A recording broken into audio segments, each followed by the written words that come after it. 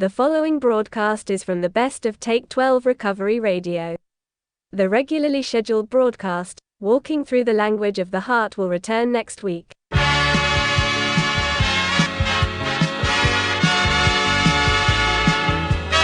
From crack addict to self-made multi-millionaire, you may think that's something, but even more valuable than cash flow is the story you're about to hear on this special edition of the Take 12 Recovery Radio Show. The views expressed on this special broadcast of the Take 12 Radio Show do not necessarily reflect those of KHLT Recovery Broadcasting or its affiliates. KHLT is not affiliated with any particular 12-step fellowship. A very scary experience. You know, God is a solution. God, the 12 step. I like where he's going here. Helps the community grow, helps us grow. Monty has done a phenomenal job. Lack of open-mindedness. And you're talking about taking people through a spiritual process and getting them into recovery. Thanks, Monty, and thanks for all your support. We need spirituality to make this thing work long-term. It's an absolute pleasure. He certainly knows a lot of people. This is one of the places that is about the business of the solution.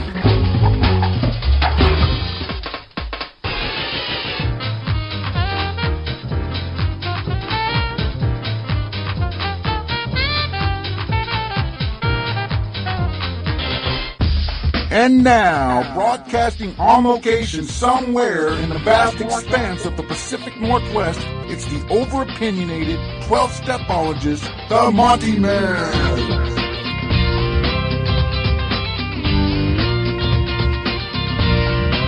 That's right.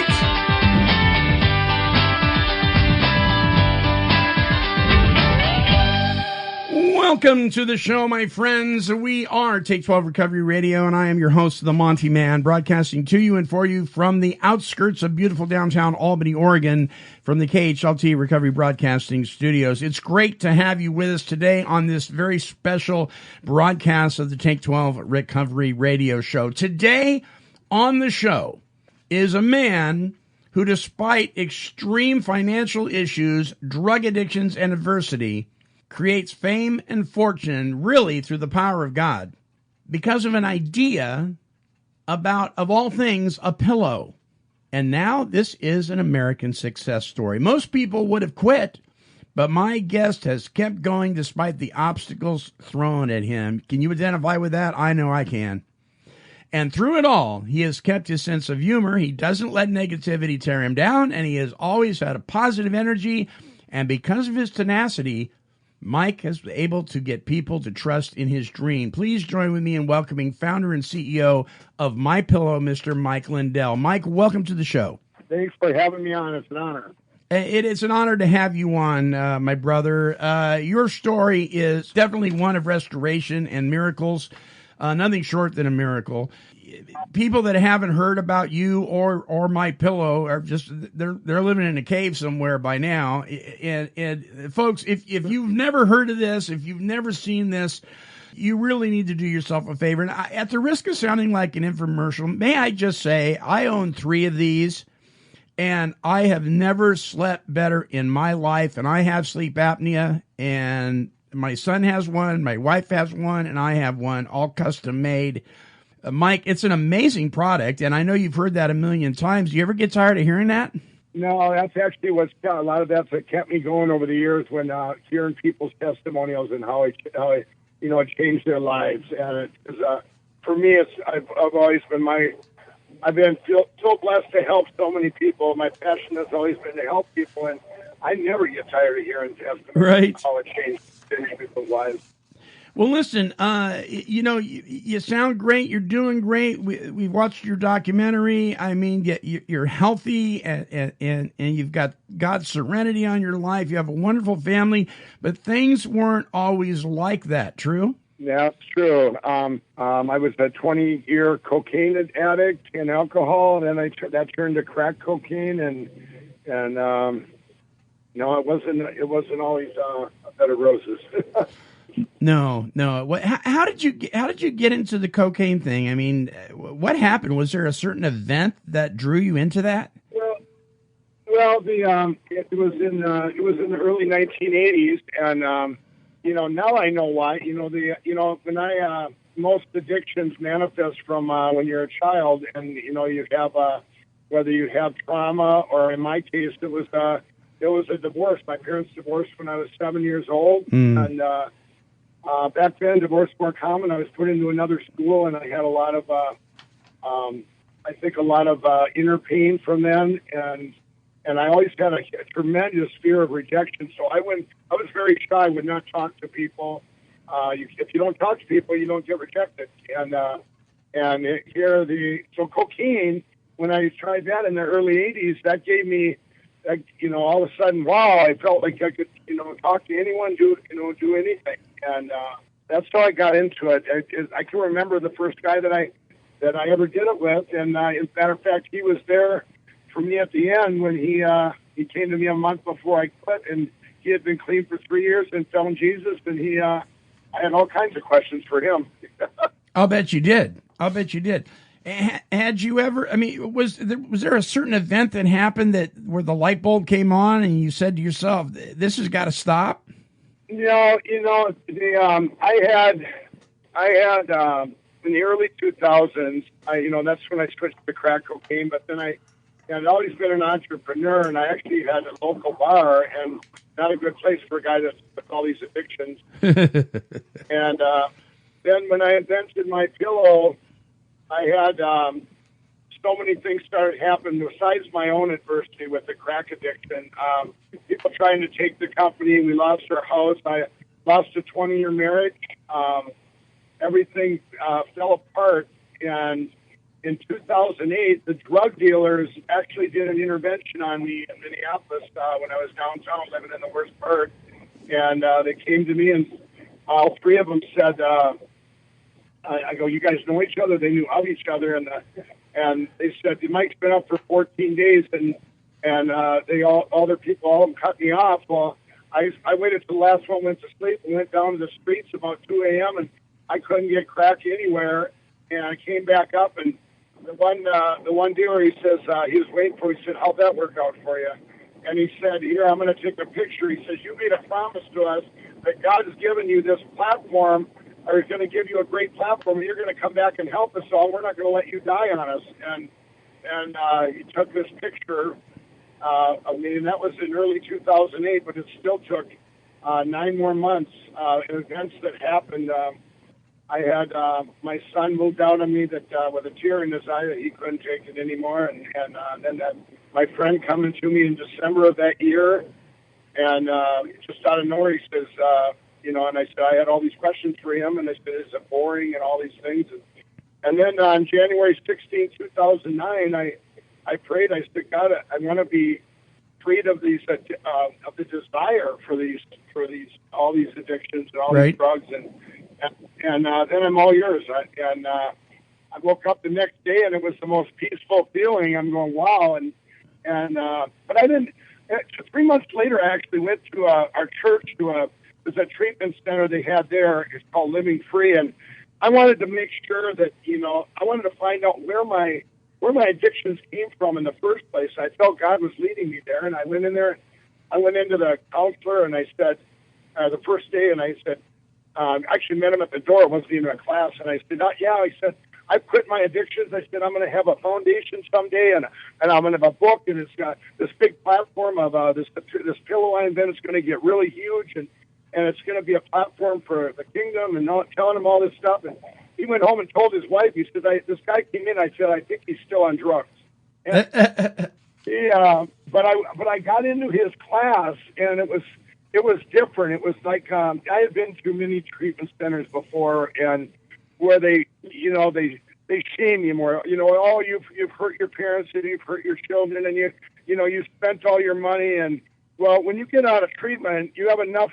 You expect trust from people. You're not going to get that, and to have more shame, to live with more shame, that doesn't work. Well, this particular center, he goes, we're not here to talk about how much drugs you did and what you did. He goes, let's go back to your childhood, and we'll talk about your father, or whatever. And mine was a divorce, and they went at a different angle, and I did. I found out the roots of why people become addicted to high Mass P. Sure. And it was an amazing awakening there, and to learn that stuff at that time. So you discovered that the drug use was simply an outward manifestation of an inward condition. Is that what I'm hearing you say?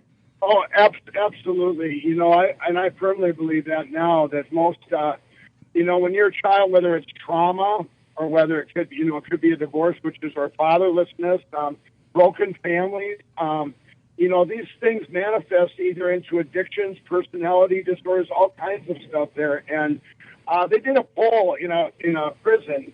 I believe it was in Kansas recently, and in a prison, you're there for over a year. Well, they did a poll in that prison. How many of their parents got married, planned having them, and are still together, kind of like the white picket fence we all envisioned? Sure. And how many of that percentage do you think that was in that case? It was 0%.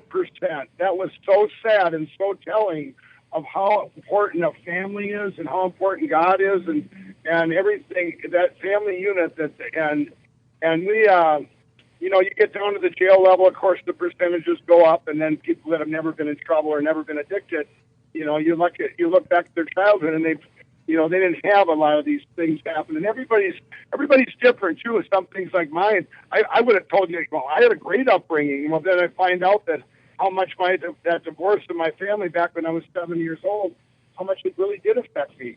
Did you have any inclination or any belief system about who God was prior to all of this that you bounced back on, or was that brand new to you? Well, here's the thing too, and I was I'll tell that story right now. All through my life, I would be I'd be in a crack house, whatever, doing crack, and we'd be or cocaine or whatever, and I'd be talking about the Bible and about how we should quit drugs, and my friends, I had like 30 people quit. That was their last day ever, and I'm going, what am I saying in it? Because most people would call you a hypocrite.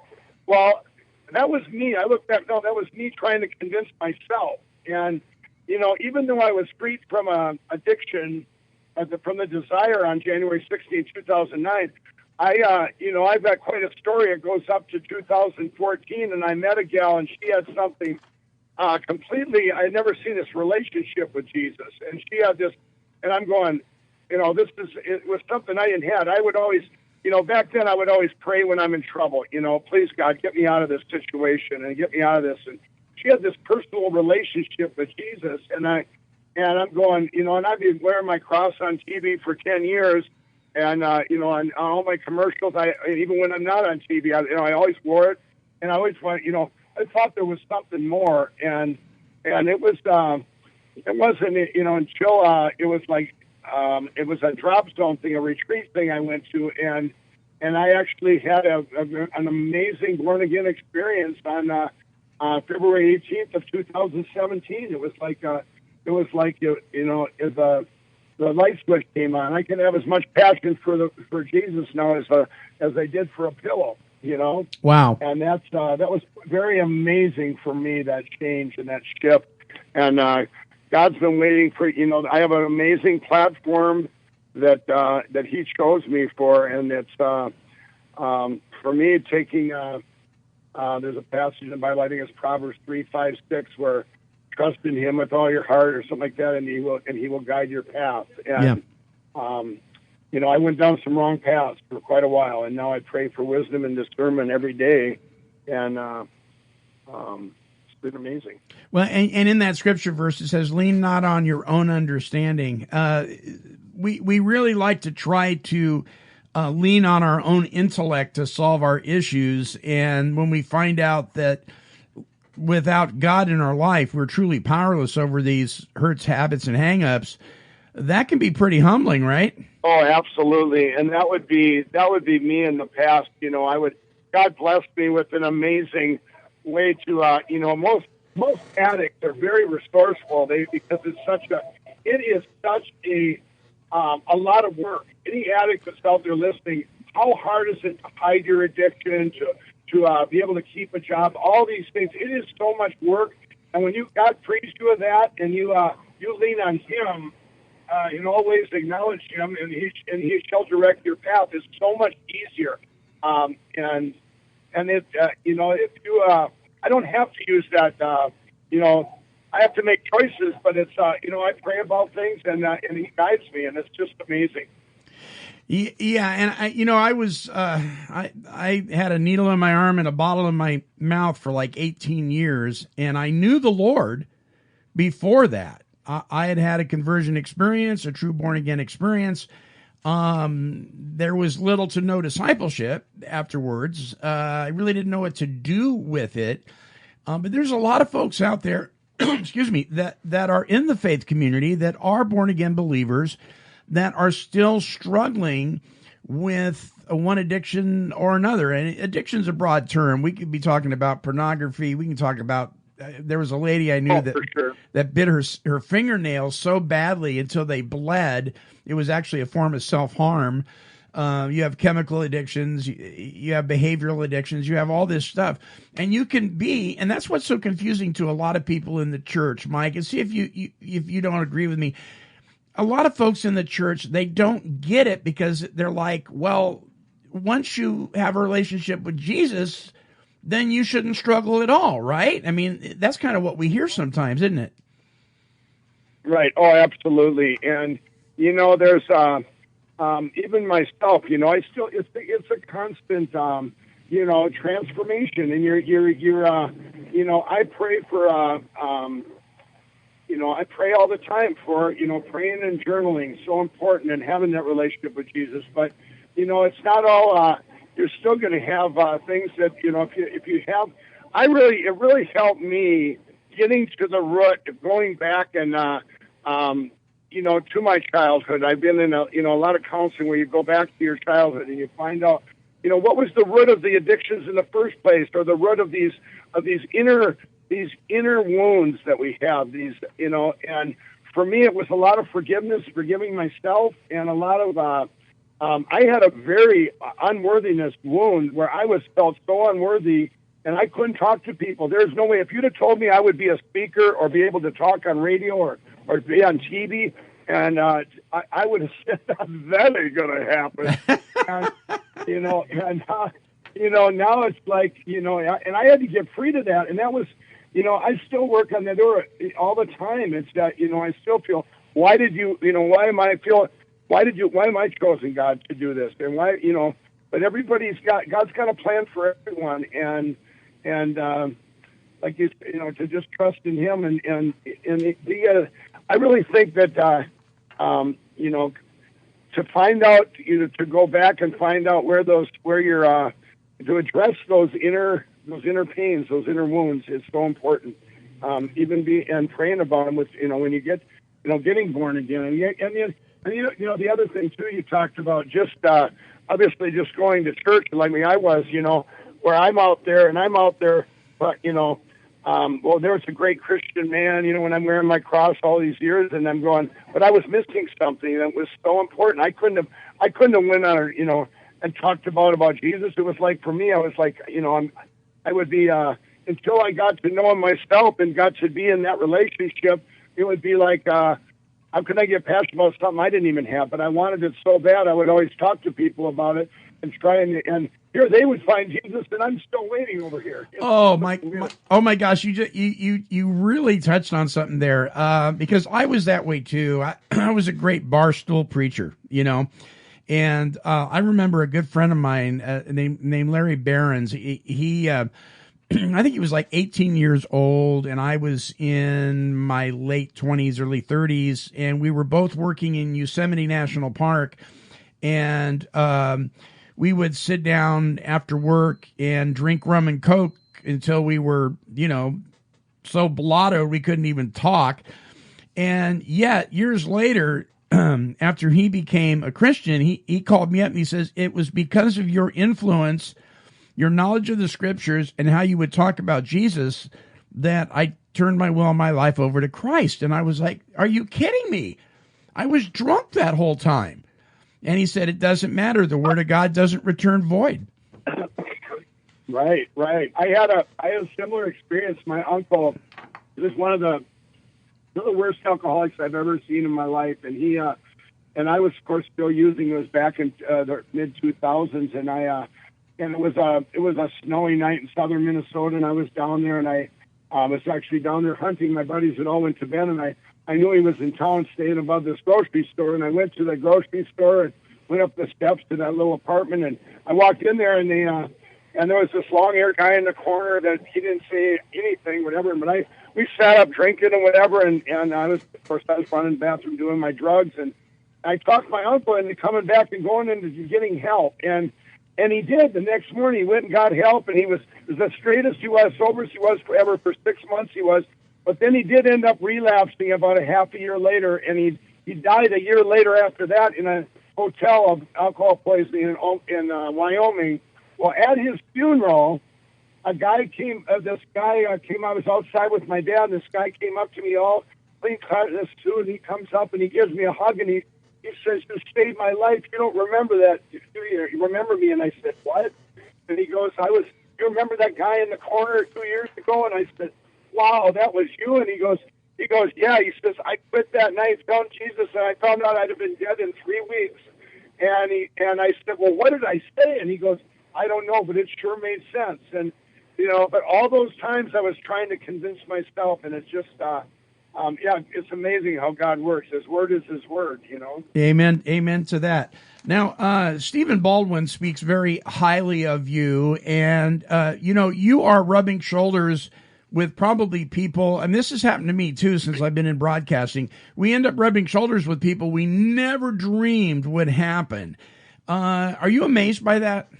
That's my most surreal thing the last 2 years. Those are miracles I see. In my book's called What Are the Odds? It's like, I look at miracles. I look at mathematically things like this is a 1 in a million, this is a 1 in a billion. You combine them when you consider it a miracle. Well, for me, the last couple of years, by divine appointments, I wasn't into politics. I ended up by a divine appointment, ended up at the National Prayer Breakfast in January of 2016. I picked out of 12 people to pray with Ben Carson in a room, and we prayed for the country. He was still in the election then, and things kept leading up in all these divine appointments, and all of a sudden, one day in the summer of 2016, I get an email from Donald Trump, and he says, "Mike, this is Donald Trump." He said, "Could you meet me in Trump Tower in New York City for a private meeting?" And I ended up meeting him, and I thought, this is the most amazing man. I would want no one else be in my presence other than him. And I went all in against advice from everybody. This is what God told me to do. And now here I'm friends with, just today I was with the vice president in a meeting. Just for me, here's the next crack addict. And now with all these people from politics to whatever, but, and it's just, I have met people and, famous pastors, famous people, and it's just, I'm going, why me? Right, right. It is for real, and I just stay humble, and I give the glory to Jesus, and whatever He's got me to do in that, whatever I'm supposed to do, I believe I've been following that calling and helping out any way I can with what's going on in our country. Amen. Amen for that. All right, so we're going to take a short break. When we come back, I want to talk to you about your meeting with the vice president today and get your thoughts on some things when it comes to really the number one health crisis in our world, addiction. It gets the least amount of attention due to stigma. What is happening to help break that stigma besides little old Take 12 radio? There's a lot going on, and maybe you listeners don't even realize it, but we're moving forward. And so don't go away. Listen to this. More with my guest, Mike Lindell, the CEO and founder of MyPillow, when we come back. You and I know all too well how talented folks in recovery are. KHLT Broadcasting, the Take 12 Recovery Radio Show, and the Recovery Broadcasting Network are handing you the opportunity to share some of that talent. If you've ever written your own songs and have always wanted to share them publicly, here's the chance to share your talent with thousands of people all over the world through internet radio. For the next several months, the Monty'man will be reviewing songs written and performed by people in recovery. recovery. Whether you're an accomplished musician or a novice, he wants to hear from you. All forms of music will be considered. Adhering to federal copyright laws and possible contractual agreements, some restrictions may apply. To submit your original music by email, send MP3s to take12radio@comcast.net. That's TAKE, the number 12, radio@comcast.net. Or drop your CD in the mail, addressed to KHLT, P.O. Box 93, Albany, Oregon, 97321. This is Ryan Huber, and you're listening to the recovery talk and positive music of Take 12 Recovery Radio.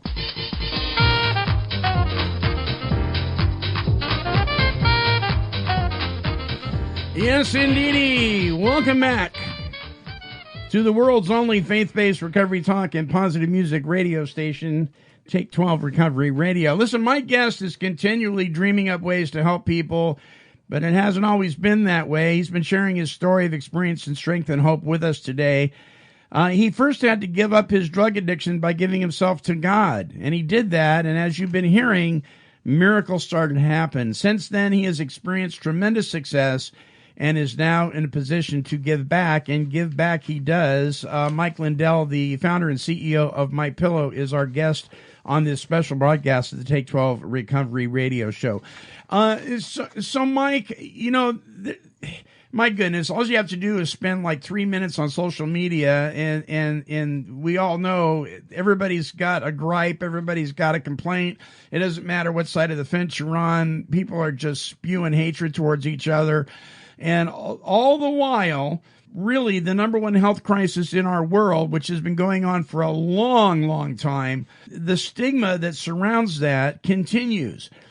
What are some of the plans in the future to help break that stigma? What did you guys talk about today? Well, the vice president, I told him, and it was yesterday and today actually, but I told him what I'm doing personally. I co-founded. It's called the Recovery Network. It is the most amazing thing where, if you're an addict out there, if you're a 22-year-old opiate addict, let's say, it's hard for you to relate with a 50-year-old alcoholic. Most people can relate. And same way with a family. If you have a family and you have an addict, you need to find someone that is your equal. You know, hey, maybe they have a 22-year-old addict, and you want to talk to that family. Well, anyway, that was that's very hard to do because a lot of people, don't want to once they're off addiction, they're not addicted. They don't really want to. They want to protect that and not even talk about it. There's a lot of shame involved with addiction, which is too bad. But what we do, we went out and we're getting 250,000 at least stories of hope. These are 3 to 5 minute videos, just like my story. And now imagine if you're a 22-year-old addict and an opiate addict, and you punch in your age, you punch in, geotag where you're at, you punch in what your drug of choice is, and now you're going to see all these stories filtered down of people in your age group, same addiction, but how they made it through, how they got how their successes were, how they came out the other side, what obstacles they overcame, and it's going to give you hope.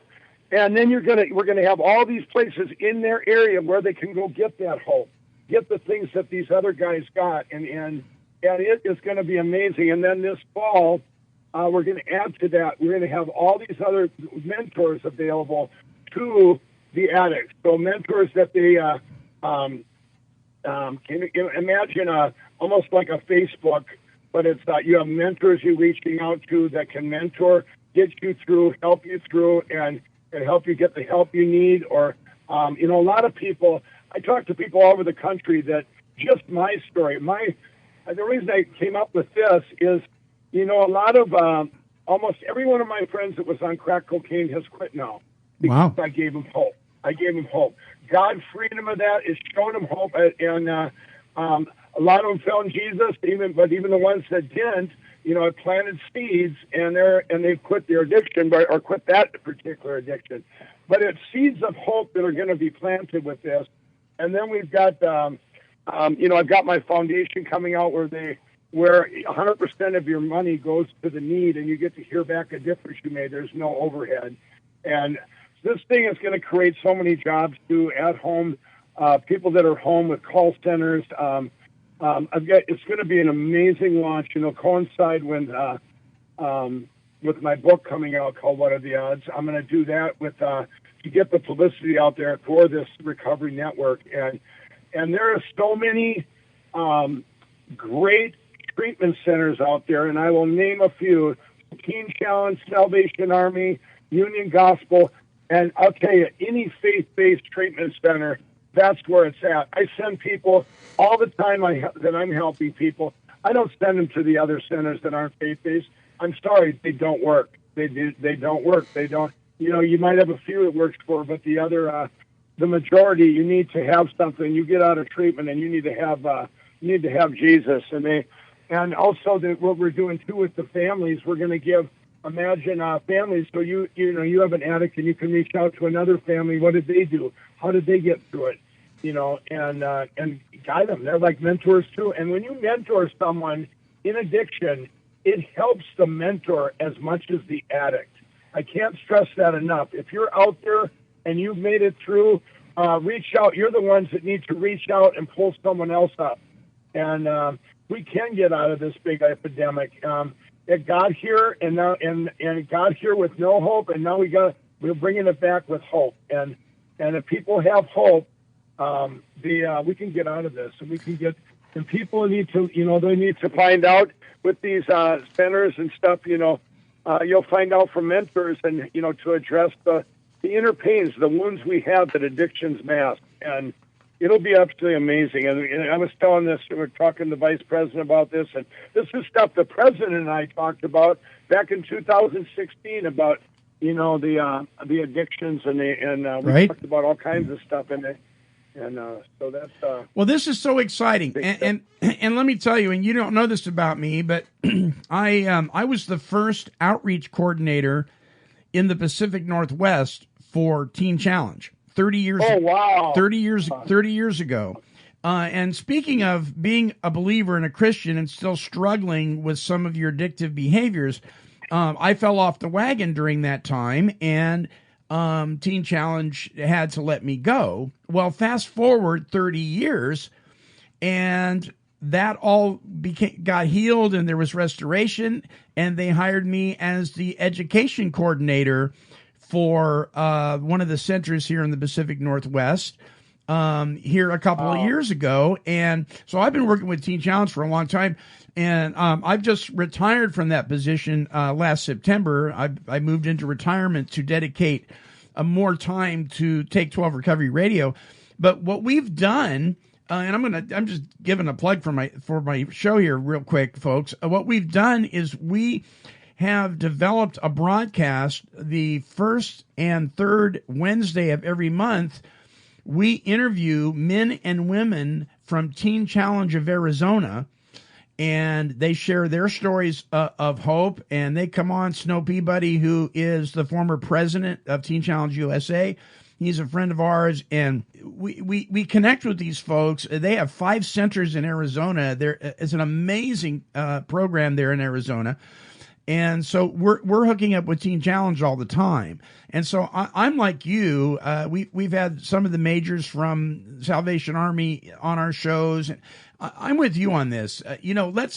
Let's get to the heart of the matter. Let's get to what's really going on. And what's really going on is we have a God-shaped hole, and we're trying to fill it with everything else but God. Let's get to the solution, which is Jesus Christ, right?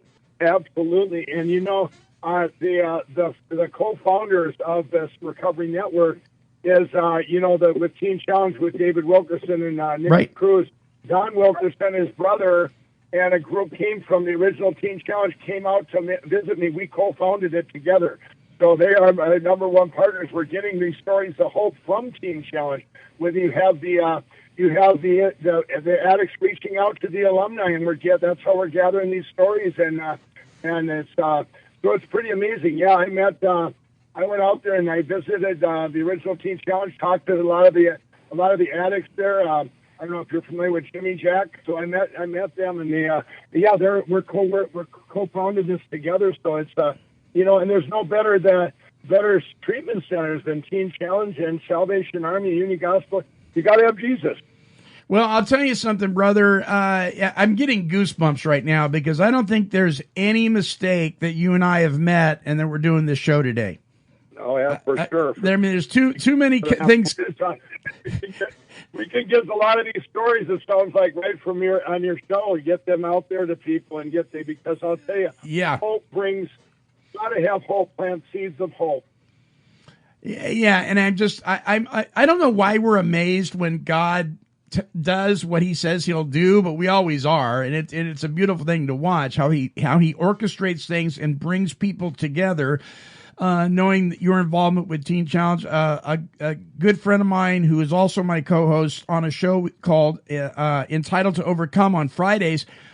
He said, "Oh, I know who Mike is." He goes, "He's donated pillows to Teen Challenge because he was in Teen Challenge in Minneapolis." Right on. And I'm like, wow, this all just comes together, and it's an amazing thing, folks. You don't want to miss God working through recovery. It is the most amazing thing that you'll ever experience. Don't miss it. Mike, let me ask you. How difficult, let's switch gears here just for a minute. How difficult is it to get a patent? Well, I think the question should be how important are patents? How important? Okay, yeah. So many, a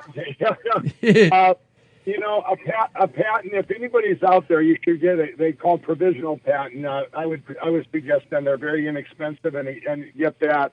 But to get a patent, it can be quite hard. But when you get it, I got mine just so I could always make my own product, which was very important because I was told that the big companies were going to get a patent on my pillow and then shut it down and never make the product. The cars that got 200 miles per gallon, and so by getting your own patent, you can at least always make sure you can make your own product. But the provisional patents are very important because you can. If you do get copied, there's so much.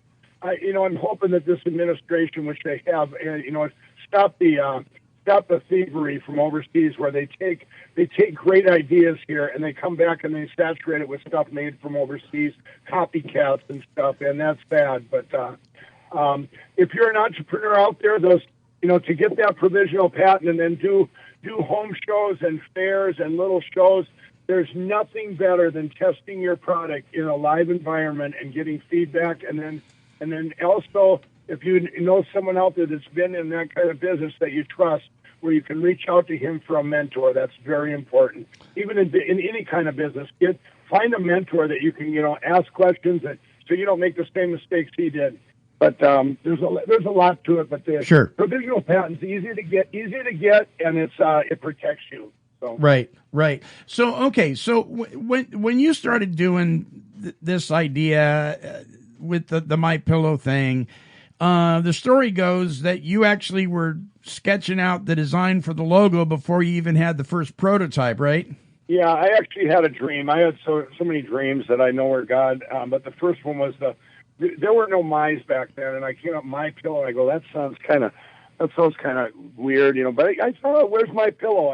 And I actually wrote it all over the house at like 2, 3 in the morning. I'm writing these logos out, and my daughter came upstairs. One of my daughters did. She goes, she's like 11 years old or 10. She goes, "What are you doing?" And I go, "I got this idea that's going to be called My Pillow. It's going to be the most amazing product ever."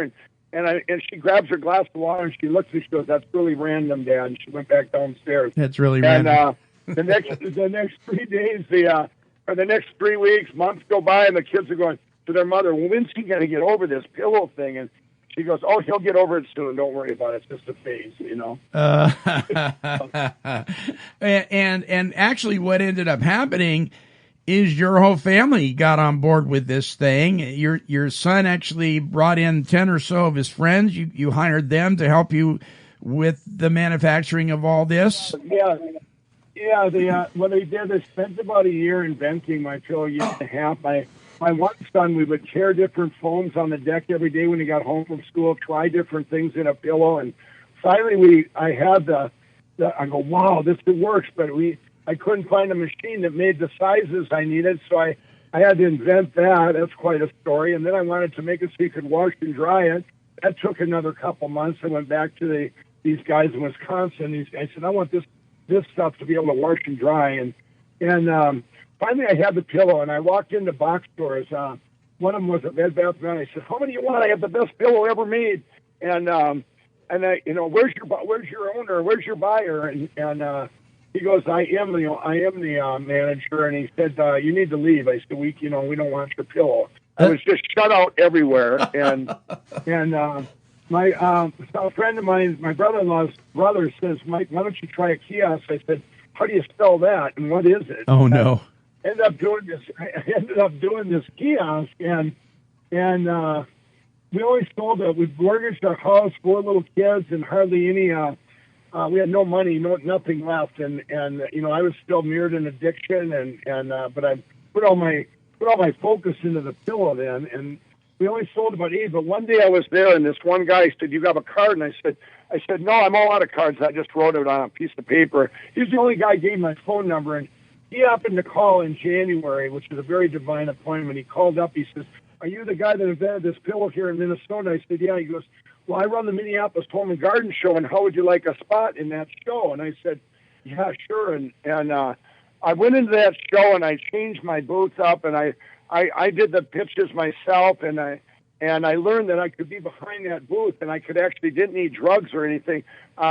As I started hearing back from people how the pillow had helped them, and it was just so rewarding, and it was amazing. When we sold out that show, and then I got in the Minnesota State Fair right away, and I learned that I could at least support my family doing show to show, and that's when my kids got involved.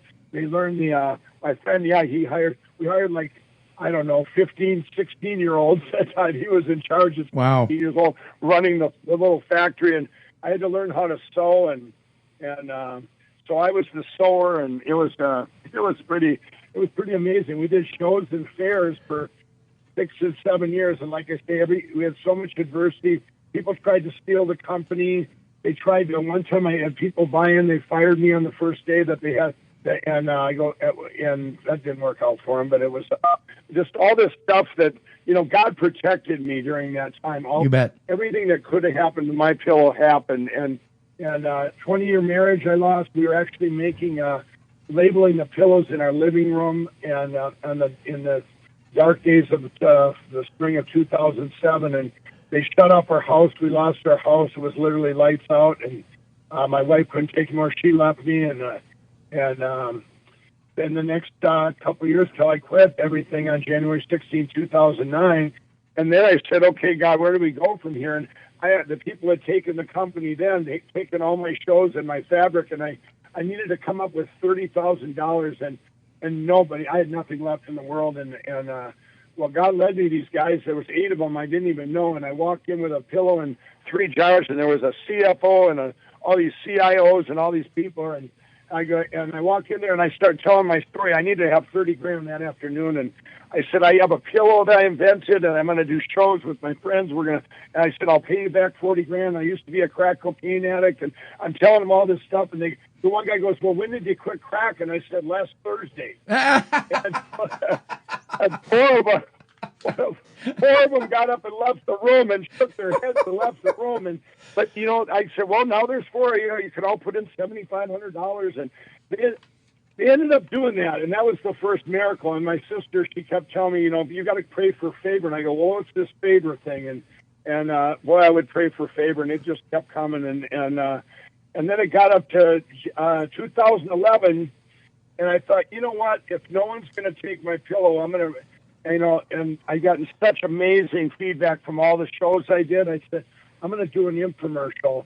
And I didn't know infomercials fail. You just do it to get into box stores. And I told my friends, family, we all pooled our money, and we wanted to make something real. And we did it with just a real audience and just a friend of mine. And I was living in my sister's basement, and it launched October 7th, 2011 at 3 in the morning. And I had 5 employees and me and my kids, and 40 days later, I had 500 employees. Wow. And I'll tell you, I think back now, by December 26th of 2011, we were the #1 infomercial in the world, and we were hiring people off the street. They go, Mike, you need to be CEO. I go, why do I need to be CEO? Don't they just take money? And they go, no, we need an HR department. I said, that sounds horrible. Let's just keep making pillows. I don't know how everybody got their pillow in time for Christmas that year. We sold tens of thousands of them, and we, people were coming off the streets. I'm hiring them. We're stowing through the night and making them, and that was a miracle in itself. I think that now, how did these pillows all go out on time when we just exploded like that? And it's just been surreal for me. Now I have over 1,600 employees, 400,000 square feet of factory, my own call center. Every part of my pillow I micromanage and macromanage, and it's just, we create careers, not just jobs. And we're a company of second chances. I hire people that have, I had an HR department once, and they go, Mike, we don't want to hire this person, whatever, blah, blah, blah. And she said, this is a problem and this problem. And I said, have you looked at your CEO lately? Well, I got rid of the HR department. Now we have, it's called an employee health department. And 500 of my employees have my direct phone number. They can call me if they see any deviations. If they know if somebody's got a problem with addictions, whatever, we get them help. We don't just fire them and send them. We get them help, and it's amazing. And we're like a big family because of that. And they know that we don't have a big turnover at my pillow. Everyone loves their job, and then if they do leave and do something else, we welcome them back if it didn't work out. I think too many companies nowadays, people are afraid to take chances because they can't get they're afraid I've been at this job so long, if I leave and I won't be able to come back. Well, at my pillow, we encourage that. If they get a better opportunity and they go try it and it doesn't work. Wow, that is something. What an amazing story. I'm just floored and so excited for you. And for My Pillow and all the folks that work for you, and you're giving back to your community and to God. And so many people, they get clean, they get sober, and then you never hear from them again, or they bury them. And nothing against the 12-step community. I'm a 12-stepper. But sometimes we hide in the basements of our churches and meeting halls, and we don't say it because we don't understand the anonymity tradition of those programs and fellowships. We don't say anything to anybody. We don't let them know that recovery works. And shame on us for that. We need to stand up. We need to be part of the hammer that breaks the stigma. And then we need to give back to a community that we took so much from in our active using. And you're doing that. And one of the things that I love about your product is people that get healthy, people that get into recovery, and they recover from a seemingly hopeless state of mind and body, and God removes the obsession, and now they're getting healthy. One of the most important aspects of our life is proper sleep. And people need to understand how vitally important that is. And what you're sleeping on. Now, at our house, we have a Sleep Number bed and we have My Pillow. And I am telling you, listeners, it has changed this former active addict's life, because not only that, but I have diabetes, and so sleep is absolutely essential. And last year, we purchased My Pillow, and everything changed. I mean, the way my neck feels, I don't toss and turn. I sleep through the night. It's just, I really believe the hand of God is all over this thing, Mike. And I just so appreciate what you're doing for all of us. Well, thank you so much. And I give all the glory to God. He gave me this idea for the pillow. It's helped 41 million pillows we sold as of Monday. Oh my gosh. 41 million. And that's, I just can't, for me, it's just surreal. And it's helped so many people. When I walk down the streets of America now, everyone that comes up to me, that's one of three things.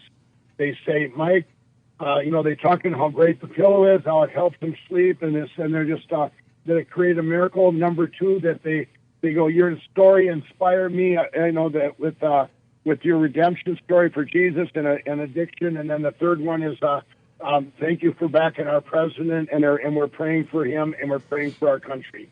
And those three things, I just so, just hearing those things to me all the time, it just keeps me going. They go, how can you have this much passion for a pillow 13 years later? It's because of hearing the stories back and hearing that it's changing the world. changing the world and helping people. Yeah, one pillow at a time, right? Right on. Yeah. And you've got a book coming out. You're also working on a movie, I heard, right? Yeah, I'm going to be doing a movie. I just did a movie with Stephen Baldwin. It's called Church People. That's going to be out, and I have a cameo in that. And it's a Christian comedy. And I wanted to learn the movie industry before I made a movie from my book. Right. And because my movie from my book is I believe it's going to help so many people. It's great. I've had 14 near-death experiences. I've had, all the stuff that we haven't had time to talk on your phone. I've had so many things happen that are miracles and things in my life that you're telling the story. By the time you read the book, if you don't believe in God, you didn't read the book. And right. And I can't wait to that money that's going to go for that is going to just go right into my foundation and giving back and helping people. It's just going to be, that platform has gotten so big that the platform of trust and integrity, and I just want to do it for such, keep following the right path that God has me on to give back. And that's I enjoy, people say, Mike, you're so busy. Do you ever sleep? And I go, yeah. When I do sleep, it's quality, but I love what I do, so it doesn't even seem like work. Right. Right. So listen, Mike, I want to we want to be a part of your story and help you promote your book when that comes out. Please let's stay in contact. We want to make sure that our listeners have an opportunity to enjoy that, and also with the movie, and to talk more about the Lindell Foundation and what you're doing. I just like I said, I don't think there's any accidents in the universe. I think God's behind all good and perfect things come from the Father of lights, and that's our Heavenly Father through the power and love of Jesus Christ. And so we definitely want to keep in contact with you and partner with you on this wonderful journey that you're going through and helping other people. It's just amazing. I just, congratulations, brother. Well, thank you. Absolutely. Absolutely. So, listen, this is the Mike Lindell story. This is an American dream. And, we've lost so many dreams. People have come to a place where they're so distraught. Politically, people are just at each other's throats. Spiritually, we know it's a spiritual battle. We don't fight against flesh and blood. It's a spiritual battle. There's so many arguments going on in life about guns, no guns, marriage equality. There's just so much. We can get lost and caught up in all the distractions that the enemy of our soul would love us to pay attention to. Take 12 Radio, stories like Mike Lindell, these are things that can bring us back to what the point is. The point is, your Creator, the God of the universe, the God who is God, loves you so much, He wants a personal relationship to walk side by side, hand in hand with you. And I'm telling you, listeners, if you allow the distractions of the day to cement your attention to them, you'll miss the point. Please copy this show, download this show, share it with your friends. There is hope. There is never anyone beyond hope, right, Mike? That's absolutely right. Yeah. Absolutely right. Hope, seeds of hope. That's what we got out there. There's hope in if you've got anything in everyone out there, if you're sitting there, there's nothing I can tell firsthand. There's nothing better. There's nothing for me, all those years talking to people and telling them, and they would quit and they would find Jesus. It was just me looking. And you know what? My friend and I asked in December of 2008, I said, is it boring? Is it, I had all these questions for him. And he said, no, man, it's amazing. It is amazing. It is amazing. Well, Mike, thank you so much for giving us this much time to have you on our show. I appreciate it so very much. I'll be back anytime you want me. All right. Well, we'll definitely have you back. We want to help promote your work. Folks, my guest has been Mike Lindell, founder and CEO of Mike's wonderful product, My Pillow.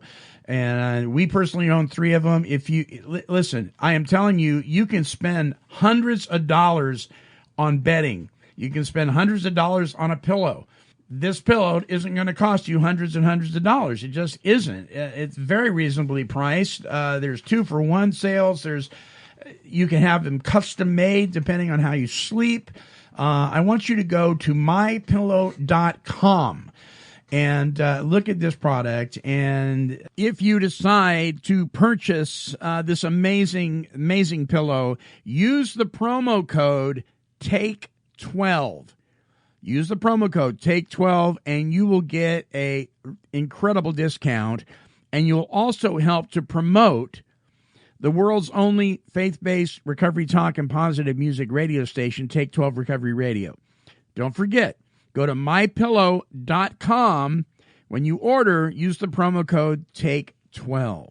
You will be absolutely amazed. I've never heard one negative thing from anybody that has purchased this product. Am I doing an advertisement here? Maybe, but I am telling you, your health is important.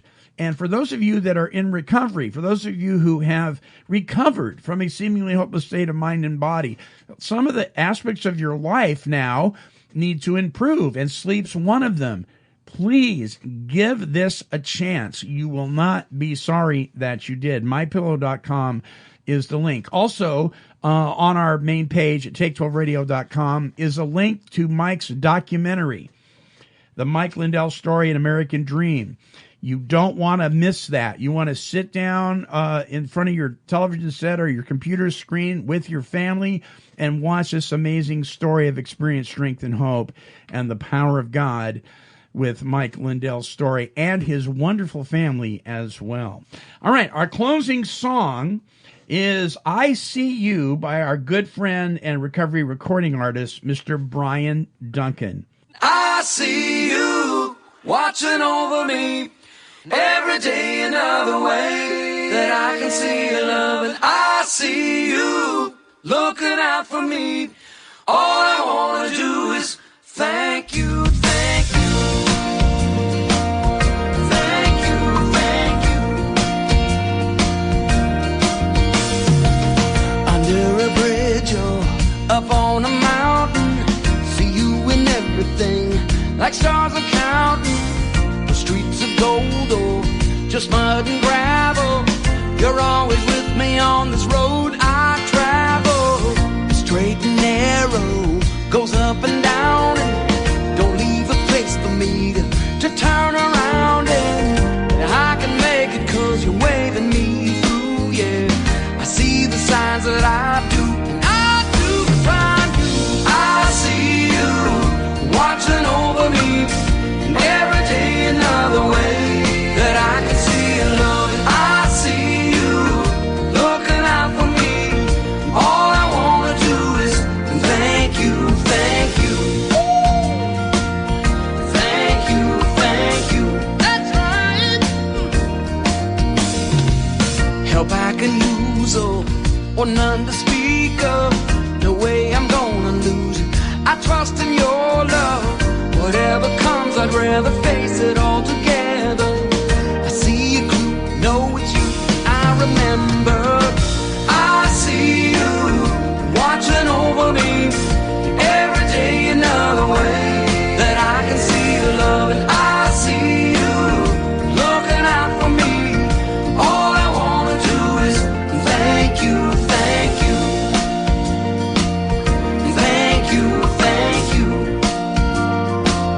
And that's right.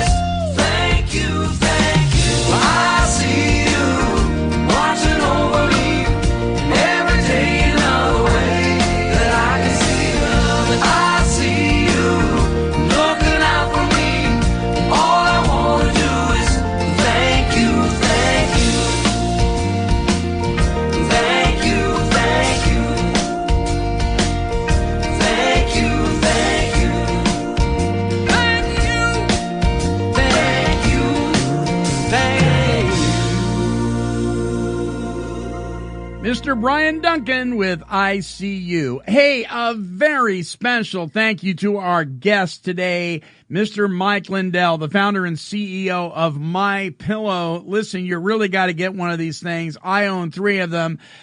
But more importantly, I just want to thank him for his amazing story of redemption, what God has done in his life. What a blessing, what a story, what a gift, what a treat. Until our next broadcast, this is the Monty'man, and I'm wishing God's perfect serenity for you. Bye-bye now.